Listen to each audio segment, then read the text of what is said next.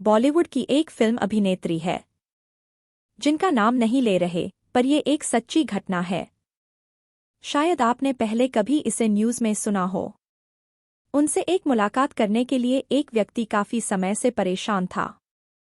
वो कोशिश कर रहा था कि सिर्फ एक मुलाकात एक रात उसके साथ बिताना चाहता है। इसके लिए वो लगातार कोशिश कर रहा था। आखिरकार कोशिश रंग ले आती है और जब इस बात का पता चलता है अभिनेत्री को कि उसे एक व्यक्ति से मिलना है और इसके लिए चेन्नई जाना है, तो दिन, तारीख, समय सब तय हो चुका था। अब यहाँ पहुंचने के लिए प्राइवेट जेट की व्यवस्था की जाती है। ऐसा प्राइवेट जेट जिसकी 1 घंटे की लगभग 1.5 लाख रुपए कीमत होती है। किराया लगता है 1.5 लाख रुपए। मुंबई की एयरपोर्ट पर वो प्राइवेट जेट पहुंचता है। ये हीरोइन उसमें बैठती है, सीधा पहुंचती है चेन्नई के एयरपोर्ट पर। अब यहाँ से हयात होटल पहुंचना था, लेकिन पहले से ही हेलीकॉप्टर इस हीरोइन का इंतजार कर रहा था। अब ये हेलीकॉप्टर चेन्नई एयरपोर्ट से उड़कर सीधा पहुंचता है हयात होटल में। वहां जाकर पहली बार उस व्यक्ति से मुलाकात होती है। पूरी रात दोनों साथ रहते हैं और साथ रहने के बाद फिर वो वापस चली जाती है। जैसे गई थी वैसे ही वापस आती है। हेलीकॉप्टर वहां से चेन्नई के एयरपोर्ट छोड़ता है और चेन्नई के एयरपोर्ट से फिर वही प्राइवेट जेट मुंबई छोड़ता है। ये मुलाकात बहुत हसीन थी। इसके बाद इस व्यक्ति ने अलग अलग बार में की। इस अभिनेत्री के बहन और भाई ऑस्ट्रेलिया में और अमेरिका में रहते हैं, तो उन्हें थोड़े बहुत नहीं लगभग 7 रुपए करोड़ के उपहार भी दिए और वो खुश हो जाती है। ऐसी महंगी महंगी कार, घड़ियां, ये सब क्या चीज नहीं दी। आज की जो सच्ची घटना मैं सुनाने जा रही हूं, जिस व्यक्ति की ये सच्ची घटना है, यदि इस व्यक्ति के बारे में कुछ बताया जाए और इस अभिनेत्री के बारे में बात ना की जाए तो ये कहानी वाकई अधूरी होगी।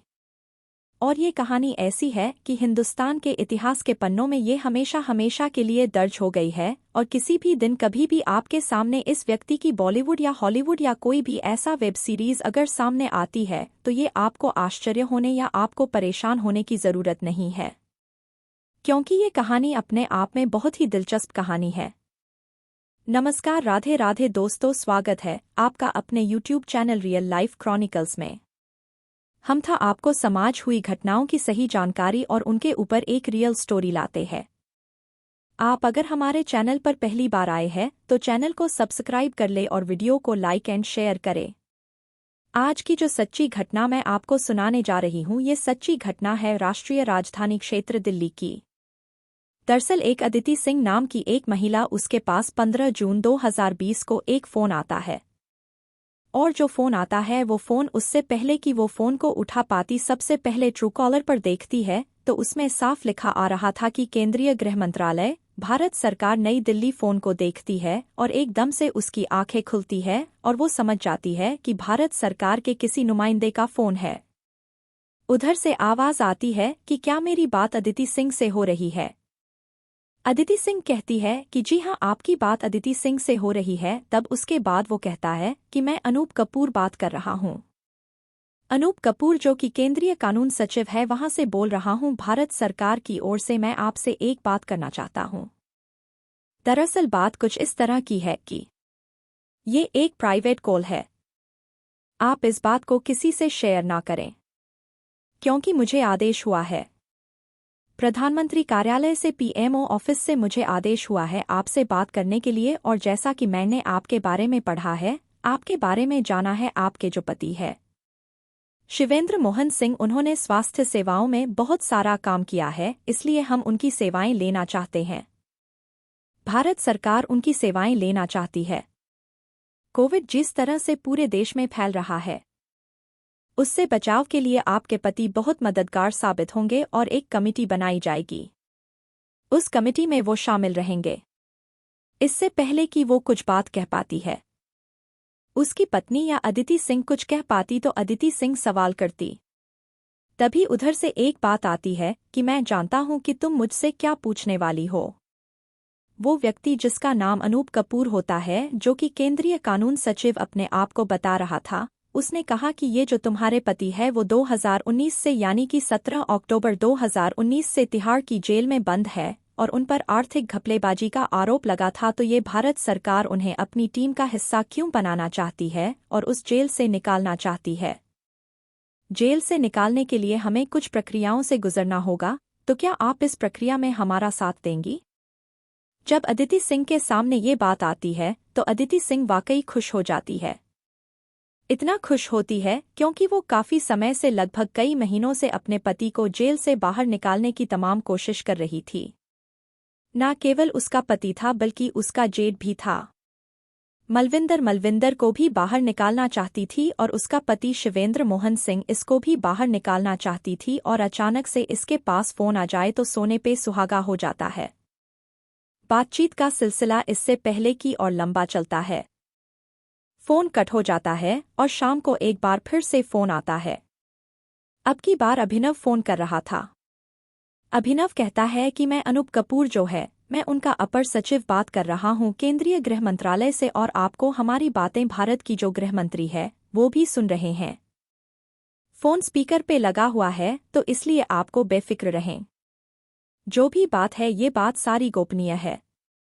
इस बात का किसी से जिक्र नहीं करना, शेयर नहीं करना है। तो पूरी तरह से इस महिला से बातचीत होती है। महिला खुश हो जाती है और खुश होने के बाद उसे लगता है कि बहुत जल्दी उसके पति से उसकी मुलाकात होने वाली है, क्योंकि कोविड-19 इस कदर दौर चल रहा था, इस कदर भय चल रहा था कि जेल में रहने वाले लोगों पर खासकर खतरा था। और ये जो व्यक्ति है जिसका नाम ले रही हूँ बार बार, शिवेंद्र मोहन सिंह और उसका भाई मलविंदर, ये कोई आम आदमी नहीं थे बल्कि बहुत बड़े आदमी होते हैं, उद्योगपति होते हैं। रेलिगेयर एंड रैन वैक्सी और फोर्टिस हॉस्पिटल के चैन बनी हुई है उसके वाइस चेयरमैन होते हैं। अपने आप में बहुत बड़ा नाम होता है। बातचीत का सिलसिला शुरू ही हुआ था कि एक बार फिर से फोन आता है और वो कहते हैं कि हम ये चाहते हैं, यानी कि सरकार ये चाहती है, और जिन्होंने कहा है आपके पति को बाहर निकालने के लिए, वह चाहते हैं कि आप पार्टी फंड में ज्यादा नहीं, बस 20 करोड़ दे दीजिए। बात जब 20 करोड़ की आती है तो वो महिला कहती है 20 करोड़ तो कुछ भी नहीं है, वो तो इससे ज्यादा भी खर्च करने को तैयार है। पहली किश्त यानी कि 1 करोड़ एक हांगकांग के खाते में डलवाए जाते हैं और साथ ही 19 करोड़ दिल्ली में किसी को देने थे। बात पूरी तय हो जाती है और तय होने के बाद वो 19 करोड़ बैग में रखती है, और जहां तारीख या लोग निर्धारित थे, एक कार आती है और कार में पहले से एक व्यक्ति होता है, उसे बैग दे दिया जाता है। 19 करोड़ उसके पास पहुंच जाते हैं। फिर इसके पास फिर से फोन आता है। कोई अधिकारी बोल रहे हैं, कहते हैं कि हम बहुत खुश हैं। पीएमओ सबके यहाँ से जो बात चल रही थी वो सब खुश है, और हमारा और आपका एक रिश्ता मजबूत रिश्ता है। बहुत जल्दी ही आपके पति को निकालने वाले हैं, क्योंकि अब नया काम जो शुरू होने वाला है। लोगों की भलाई के लिए, लोगों की सुरक्षा के लिए वो पत्नी खुश हो जाती है, और खुश होने के बाद फिर यहाँ से बातचीत का सिलसिला शुरू हो जाता है। फिर पैसे की डिमांड आती है, फिर वो पैसे देती है। फिर पैसे की डिमांड आती है, फिर वो पैसे देती है। धीरे धीरे करके वो लगभग 200 करोड़ इस तरह से दे देती है, यानी कि जब खाते से 200 करोड़ जाते हैं। और इन दोनों भाइयों पर आर्थिक घपलेबाजी का आरोप लगा था पहले से ही। ईडी यानी कि प्रवर्तन निदेशालय की पहले से ही इन पर नजर थी। अब परिवर्तन लेने जब ये पता लगाने की कोशिश की कि आखिरकार 200 करोड़ का ट्रांजैक्शन जो हुआ है वो क्यों हुआ है, तब अदिति सिंह को पूछताछ के लिए बुलाया जाता है। उससे बातचीत करने की कोशिश की जाती है। उससे कहा जाता है कि ये 200 करोड़ तुमने अपने खाते से कहाँ भेजे हैं, हम इसके बारे में जानना चाहते हैं। तो वो इधर उधर की बातें बताने की कोशिश कर रही थी, लेकिन जब एक एक डिटेल, एक एक चीज जब ईडी के पास थी तो वो कहीं बच नहीं सकती थी। इसलिए उसने अब पूरी बात बताई। उसने कहा कि सर, ऐसे से मेरे पास फोन आया था। अब ईडी वाले अब पुलिस की मदद से इस मामले की जांच पड़ताल में जुट जाते हैं, और जांच पड़ताल में जुटने के बाद जब देखते हैं तो ये लैंडलाइन जो नंबर होता है वो एक साइट है। स्पूफिंग ऐप उसी के माध्यम से वो होता तो विदेशी नंबर था, लेकिन लैंडलाइन नंबर में वो किस तरह से परिवर्तित कर दिया जाता था, इसलिए सामने वाला आदमी धोखा खा जाता है। पता चलता है कि वो असली है ही नहीं, कोई झंसेबाजी हुई है। 200 करोड़ की अदिति सिंह से ठगी हो चुकी है। अब पुलिस के लिए बाकी ये जांच का विषय था।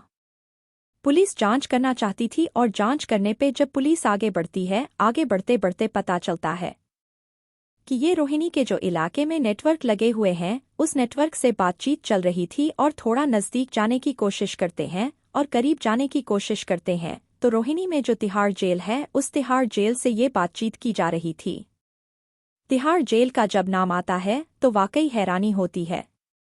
फिर पुलिस वाले और थोड़ा सा गहराई में जाते हैं, बातचीत करने की कोशिश करते हैं। तब बैरक नंबर 204 वार्ड नंबर 3 में एक व्यक्ति जिसका नाम होता है सुकेश चंद्रशेखर, दरअसल ये बातचीत जो हो रही थी अब तक 1 साल में, यानी कि बातचीत शुरुआत होती है। जून का महीना था 2020 से और सीधा 2021 आ जाता है। मई का महीना लगभग 12 महीने में 40 बार ट्रांजैक्शन होती है और यहाँ से फ़ोन लगातार हो रहा था। अलग अलग नंबर आते थे, अलग अलग बातें हो रही थी। ज़्यादातर लैंडलाइन नंबर वो किस टेक्निक से था, वो टेक्निक का मामला जो था वो एक ऐप के माध्यम से चल रहा था। ईडी वाले जब जांच पड़ताल करते हैं तो जांच पड़ताल करने के बाद फिर पता चलता है कि ये नाम सुकेश चंद्रशेखर एक नाम आता है और सुकेश चंद्रशेखर के बारे में जो पता चलता है तो पुलिस वालों को याद आता है तो इस व्यक्ति को तो हमने चुनाव आयोग के अधिकारियों के साथ पकड़ा था। दरअसल सुकेश चंद्रशेखर कोई आम आदमी नहीं था, बल्कि तमिलनाडु में जिस तरह से जयललिता की मौत होने के बाद उनकी पार्टी पर, उनके सत्ता पर उनका जो भी मामला था, उन पर कब्जा करने के लिए आपस में कुछ लड़ाई झगड़े हो जाते हैं और उनका जो 2 पत्ते वाला जो चुनाव चिन्ह था वो खटाई में पड़ जाता है, यानी कि चुनाव चिन्ह को कब्जे में ले लिया था। चुनाव अधिकारियों ने अब चुनाव चिन्ह को वापस लेने के लिए शशि की इलाके जो भतीजे हैं दिनाकरन सिंह, वो बार बार कोशिश कर रहे थे। दिनाकरन और उसके लिए वो किसी भी हद तक जाने को तैयार थे। तभी सुकेश उनसे मिलता है, उनसे कहता है कि दिल्ली में जो मेरी पहचान है, अगर आप कहे तो मैं इस चुनाव चिन्ह यानी कि 2 पत्ते आपको लाके दे दूंगा और इसके लिए 50 करोड़ में डील हो जाती है। चुनाव अधिकारियों से बातचीत का सिलसिला शुरू होता है। दिल्ली के होटल में एक मीटिंग रखी जाती है। सुकेश चंद्रशेखर वहां पहुंचता है और अधिकारी जब पहुंचते हैं तो बातचीत जब से शुरू ही हो रही थी, 50 करोड़ की पेशकश भी दी जाती है। लेकिन चुनाव अधिकारियों ने पहले से जाल बिछाया हुआ था और जाल बिछाने के बाद सुकेश चंद्रशेखर को गिरफ्तार कर लिया जाता है। जब गिरफ्तार कर लिया जाता है, सीधा उसको तिहाड़ जेल में रख दिया जाता है। अब यहाँ तिहाड़ जेल में वो रहना नहीं चाहता था। अब यहाँ उसने जेल के अधिकारियों से बातचीत की और जेल के अधिकारियों से बातचीत करने के बाद, क्योंकि ये बात जब पुलिस इसके पास तक पहुंचती है, वहां जब जेल के बैरक नंबर 204 के वार्ड नंबर 3 में जब छापेमारी करती है तो पता चलता है कि 40 कैदियों की क्षमता वाला ये जो बैरक होता है, इसमें एक अकेला व्यक्ति था। चंद्रशेखर यानी कि सुकेश चंद्रशेखर अकेला ही रह रहा था। वहां उसके ठाट बाट। हालांकि कैमरे लगे हुए थे, लेकिन कैमरे को पहले से ही बंद कर दिया गया था। वहां कैमरे जरूर थे, काम जरूर कर रहे थे, लेकिन उसको देख नहीं पा रहे थे क्योंकि पहले से ही कैमरे को बंद कर दिया। कहीं कपड़े के माध्यम से, कहीं किसी भी बोतल लगा दी थी, कहीं कुछ कर दिया था। अब पुलिस वाले इस मामले की जांच पड़ताल में जुड़ते हैं तो पता चलता है कि जेल के छोटे से छोटे व्यक्ति, कर्मचारी से लेकर बड़े से बड़े अधिकारी को उसने खरीद लिया था। 1 रुपया करोड़ प्रति माह की दर से वो उन्हें गिफ्ट देता था, उन्हें पैसे देता था, इसलिए उस पर किसी की नज़र नहीं होती थी। इसीलिए उसके बैरक को पूरी तरह से खाली कर दिया गया था। और यही जब बातचीत चल रही थी, बातचीत चलते चलते एक दिन उसने एक व्यक्ति को देखा और उस व्यक्ति का नाम होता है, जो कि अदिति सिंह का पति होता है, शिवेंद्र मोहन सिंह। और शिवेंद्र मोहन सिंह की एक एक बारीकियां उसको जेल में रहकर ही पता चलती है और यही से वो एक फ़ोन का इंतज़ाम करता है। जेलर उसको फ़ोन का इंतज़ाम कराता है और यही से वो ठगी की शुरुआत करता है और लगभग 40 बार में 200 करोड़ जब लूट लेता है।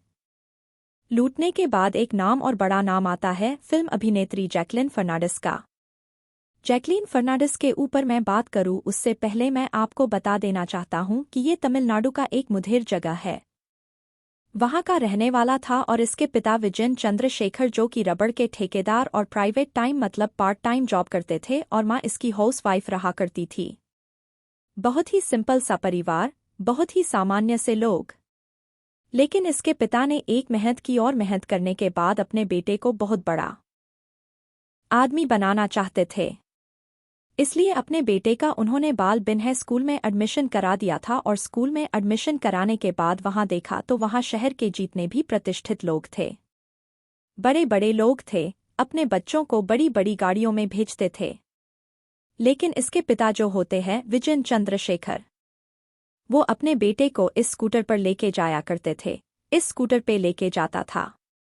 तभी सुकेश चंद्रशेखर के दिमाग में आता है कि वो अपने आप को इतना बड़ा आदमी बनाएगा जिसका शायद लोग इतिहास में नाम याद रखेंगे कि हाँ कोई इतना बड़ा आदमी भी रहा है। और तभी उसने बड़ा आदमी बनने के अरफेर में जब वो बालिग नहीं होता, नाबालिग था, तब सन 2006 में उसने पुलिस कमिश्नर का एक लेटर अपने पास तैयार किया फर्जी तरीके से और उसमें लिखा कि इस व्यक्ति को पूरे कर्नाटक प्रदेश में कहीं भी घूमने की अनुमति है, यानी कि वो अभी नाबालिग है, कार और बाइक कहीं भी चला सकता है।